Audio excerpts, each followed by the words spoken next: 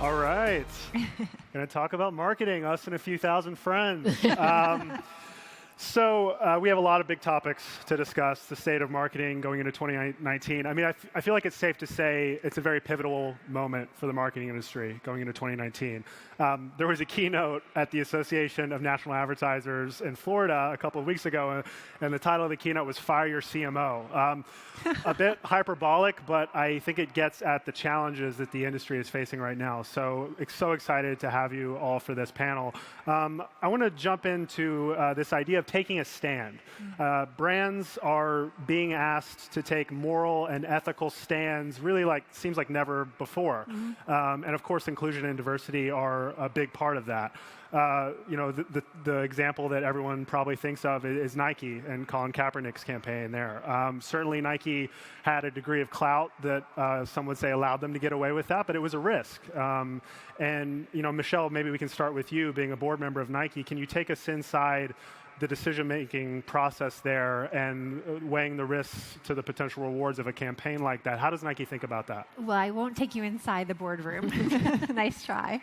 But look, I think every brand, if you know who you stand for and you're passionate about your values, and Nike has always known it stands for the athletes with an asterisk. If you have a body, you're an athlete. And you're passionate about your values, then you can take a stand. And I think you're absolutely right that the environment we're in is calling for companies and brands to stand up for their values. And what about you two, working with all these clients and all these companies? What are you hearing from them about taking a stand, about having increasingly moral, ethical focused campaigns? How do you weigh the risks and rewards of that? Well, I think you cannot have a conversation with a brand today, at least we can't, where a brand doesn't say purpose, right? A brand is looking for, must have woven in to everything that brand does is purpose, and that purpose has to be authentic to the brand. So those are the kinds of discussions we have, and partly because if you look at the generation of consumers that exist now, millennials and Gen Z, the generations that's coming after, purpose is hugely important to those generations. They will boycott, get it, a brand that does not have a purpose that is relevant and relatable for them. So it's hugely important, both for the brand. It's hugely important for the consumer, for existentially for a brand. Yeah, I think it's also hugely important for their employees. If you look at all the statistics, it says that people want to work for companies that share their values, that they're proud to be part of. And, if I look at some of the kind of anti-immigration stuff that happened over the Muslim ban, I mean, Google and Airbnb and Lyft, those companies were standing up for their employees as much as they were standing up for their customers. So I think in a world where nobody really trusts any of the big institutions, brands are going to need to play a larger role. But it has to be authentic to who they are. Otherwise, it looks a bit exploitive. Right. So I want to talk next about the rise of direct-to-consumer and in-house agencies. But first, IBM has had some news. I want to get your thoughts on this, Michelle. With Red Hat, $32 billion acquisition, I think the third largest tech acquisition of all time. What does that do for IBM? And from a marketing perspective, how are you thinking about those synergies? Well, we're super excited. I mean, the cloud journey has been a lot about what you can spin up in the public cloud, but the journey has changed. And really now it's about the 80% of the workloads that aren't yet on the cloud, which bodes for open. You can't have lock-ins. You can't be locked into a single cloud. It bodes well for hybrid, and it bodes well for multi-cloud. That is going to be the environment that major corporations around the world need to operate in. So the combination of Red Hat and IBM, two brands that have worked together for a long time that share a common purpose around open, is a very exciting one for all of us. And we have a lot to learn from Red Hat, and we're excited about starting that journey. All right, so shifting gears to direct-to-consumer in-house agencies, there was a report from ANA that says 78% of marketers have some form of in-house agency, up from 58% just 5 years ago. And of course, you have the Airbnbs and the Harrys of the world that have just purely been direct-to-consumer. Maybe a question first for Gail and Rosemarie. What's driving this? What is the future of the agency model when these trends are happening? Well, I don't know. There's an American humorist, Mark Twain, who when reading his obit sort of published a piece that said, the reports of my death have been greatly exaggerated. And I think having read some of the reports out of ANA and people saying, oh, the last place I'd want to work now is an agency because everything's going in-house, I think that is greatly exaggerated. I think the agency business is alive and well, and it's alive and well because what our clients need is a truly integrated, frictionless answer to what is a problem or an issue. So I think marketing services is changing to marketing solutions, and those agencies that have an ability to bring the kinds of integrated skill sets together to address those solutions and address them in a data-driven, human-led way are the agencies that will continue to thrive on the go forward. Yeah. I mean, I jumped out of an advertising agency 8-9 years ago now to start a different kind of company because we found that we weren't having the right conversations with our clients in that room. They were coming to us for advertising solutions. The place I worked for, it's kind of traditional advertising solutions. And I wasn't sure that they were really addressing the issues that our clients needed. And for me, a brand today needs to build that into its products and its services and its experience. And so the agencies who can deliver that for their clients, I think will be very successful. The agencies who are still looking at a kind of push-out broadcast model, I think, will continue to decline. But I'm going to sound the alarm bell because I actually don't think... I think the modern marketer is a different beast than he or she was 10 years ago. She's a technologist, she is a data scientist, and she works in Agile.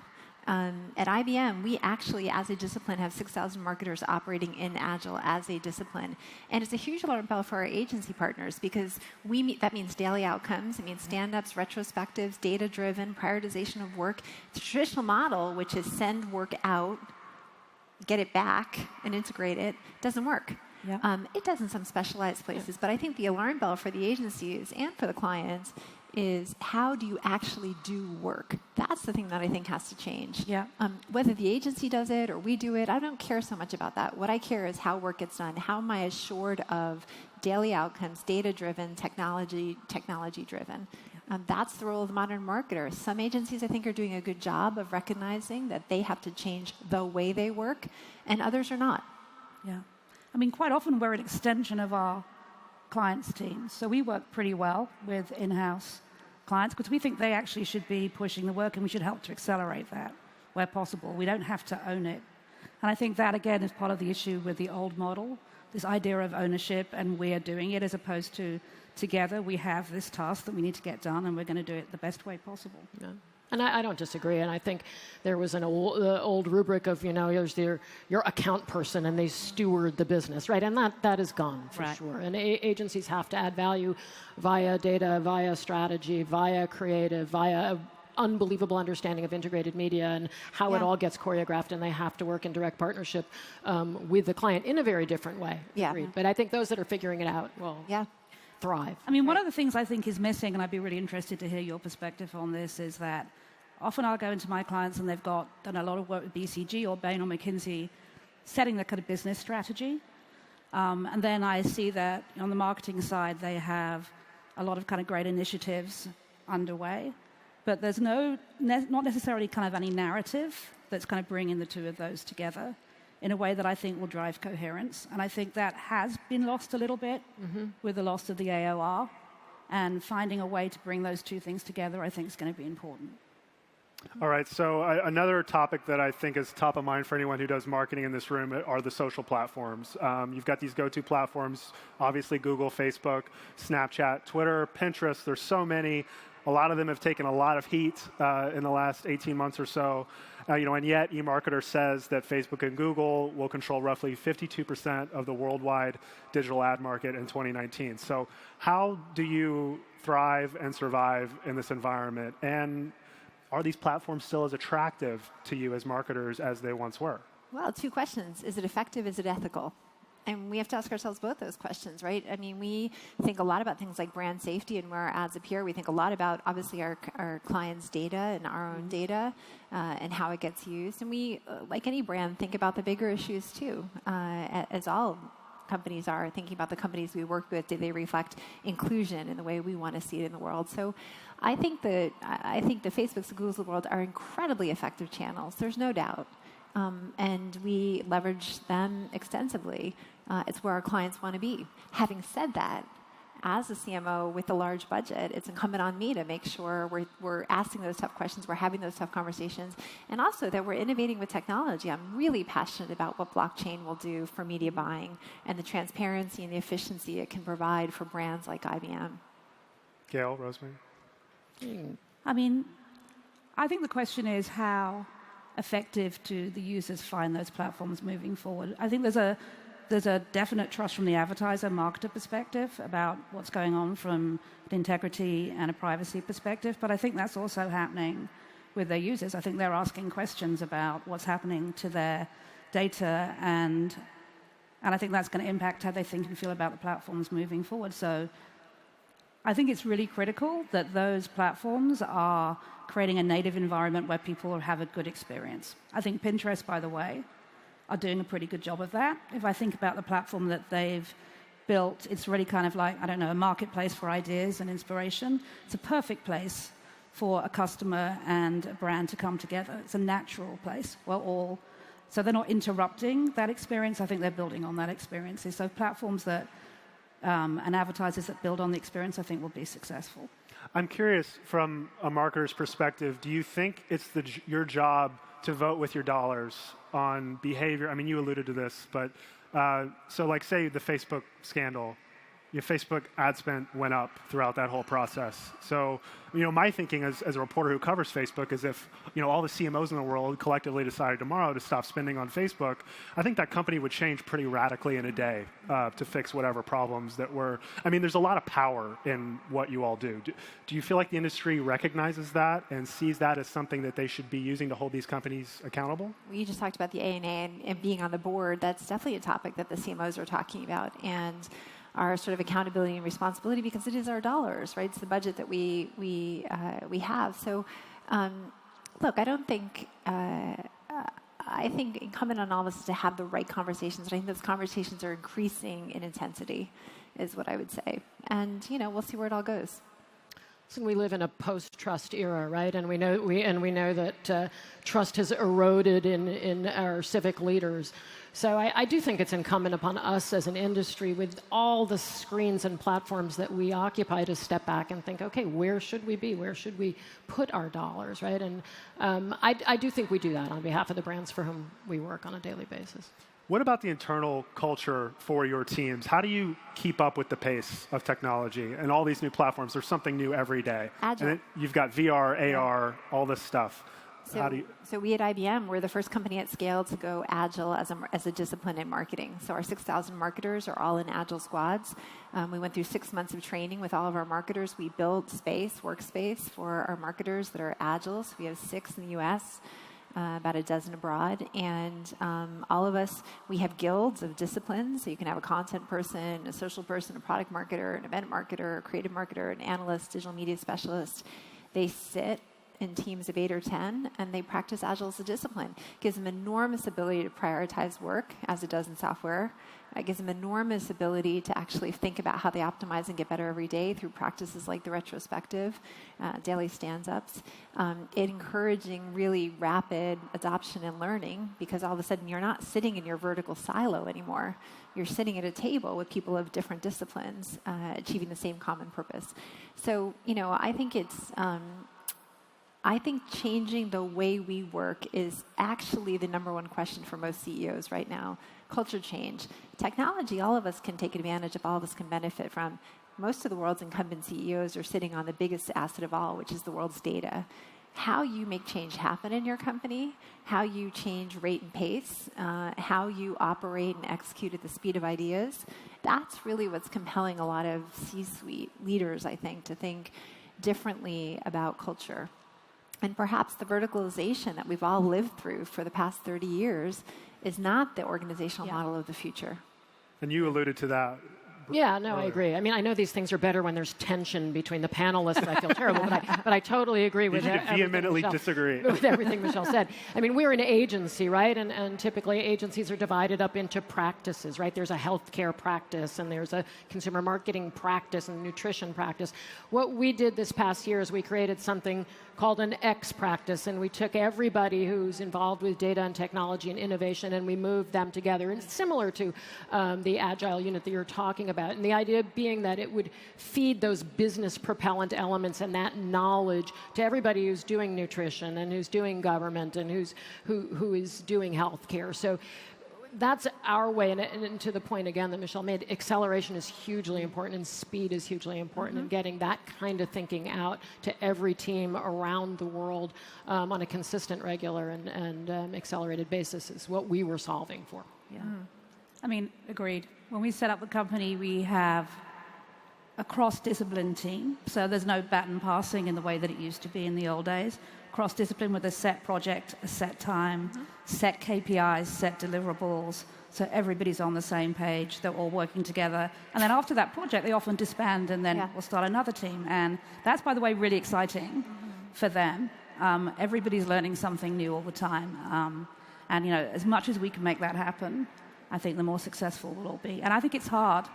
The larger the organization is, the hard that is to kind of break down that vertical discipline and get horizontally in place. Right.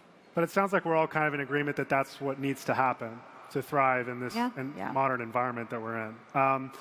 Turning a little bit to regulations. So in California, there's this new data privacy law going into effect in January 2020. It changes how brands can set prices depending on if consumers opt in or opt out to share their data. And in Europe, there's GDPR, of course, which is quickly becoming, it seems like, the standard around the world.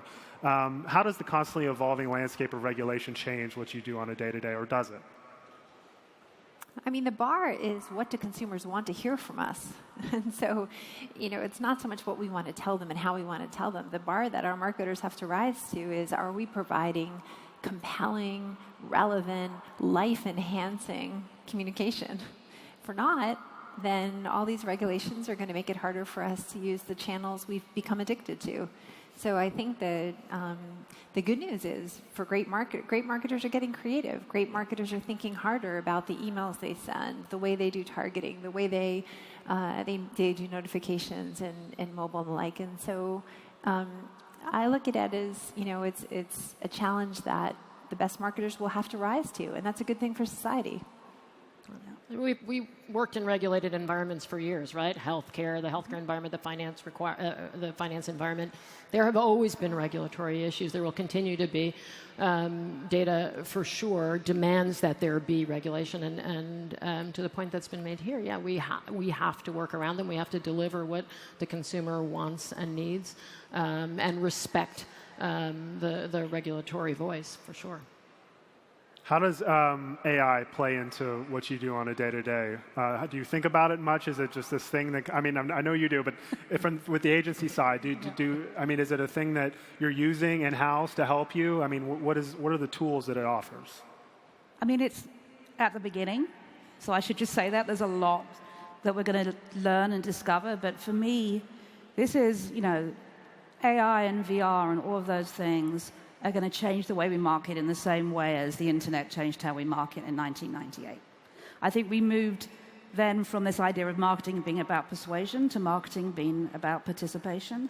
And I think this is going to take us into marketing singularity. It's going to be like we're going to be totally immersed. It's going to be a totally immersive experience. And so for me, I was talking to one of my clients who's in the car business, and with the internet came car configurators. That changed totally how they went to market. If you choose to configure a car online, you're 20 times more likely to buy that car than if you just go into a showroom. With AI, you can now have a test drive at home. That's going to happen pretty soon, and that's going to change, your whole relationship with how you buy something. Mm. I think there's the pieces like that are sexy and exciting, but there's also what AI delivers for us. And when you think about the work we do in issues and understanding how people are feeling, it used to be that to truly understand what was going on. One would go out and do complicated searches of media, and it would take hours and hours and hundreds of humans. And now with AI, we can collect perspectives, feelings, conversations from across the world in multiple language via things like NLP and AI, et cetera. And that enables us not only to know what people are thinking now, but to be predictive in how we're shaping conversations and thinking about things on behalf of our clients. So I couldn't agree more. I mean, initially it was, OMG, AI is going to make ads and everything's going to change. And AI has made ads, and they've been okay, actually. But for us, it's how to deploy AI in ways that are meaningful and deliver on the solutions mandate, and I think it's extraordinary. Yeah. There won't be a profession that doesn't change because of AI. And when you think about that, the biggest societal issue is going to be that everybody will have to live through constant retraining and relearning. As a society, we're going to have to be constant learners, continual learners. So that's a really interesting question for society, for companies, for government officials, for nonprofits. AI will profoundly affect marketing, I think, in 3 ways. And I think Rosemarie and Gail have touched on it. One, it's going to change what we know about our consumers. It's going to provide a lot more insight into personality, social sentiment, who they are, what their intention is, what they're trying to do, as opposed to just what their actions or their clicks were. Secondly, it's going to change how we interact with consumers. You see that today in chatbots. You see that today in these experiments we're doing with Watson ads. You tell us what's in your refrigerator, a menu will be tailored for soup based on what's in your refrigerator. So interacting, ads that are interactive. And it's also going to change how we work, much like it will shape every profession. The amount of data each of our 6,000 marketers is sitting on every day is explosive. And there's no way one person can fully understand the corpus of information that's in front of them. And that's perfect for artificial intelligence. We seek to think about what's the next best action we can take as a marketer. So reshaping what we know about customers, reshaping how we interact with them, and changing the way we work. The 3 areas that I think in the next 3 to 5 years will have a profound effect on marketers. All right, we're going to have to leave it there. Michelle, Gail, Rosemarie, thanks so much. Thank you. Thank you. Thank you.